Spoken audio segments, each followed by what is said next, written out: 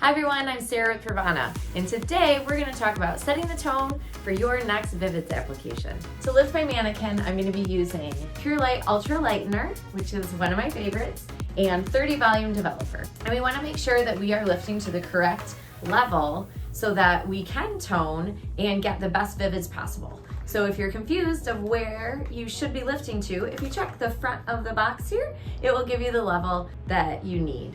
So today we're gonna lift her up to a level 10.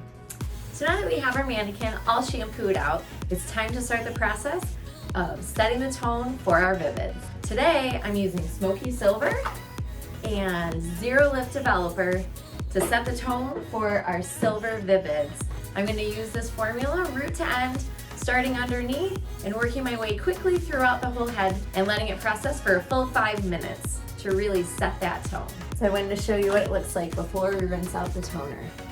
And I'm going to make sure to rinse out all the toner and shampoo before I apply my Vivids. So now I have my mannequin all nice and completely blow dried because you never want to apply Vivids to wet hair. And so now it's time for our silver Vivids. I'm going to start my application just like I used my lightener. I'm going to start underneath and work my way all the way through the head, going root to ends.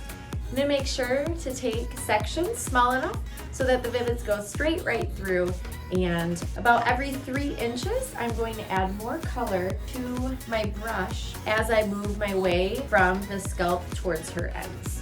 This just allows the color to fully saturate the hair and make sure that you're applying enough color. And here we have our final result. You can see beautiful silver throughout her hair, even being a mannequin. Before we toned, it was this yellow. After we toned, so as this color fades off of your client, it will reflect the silver toner underneath instead of the yellow.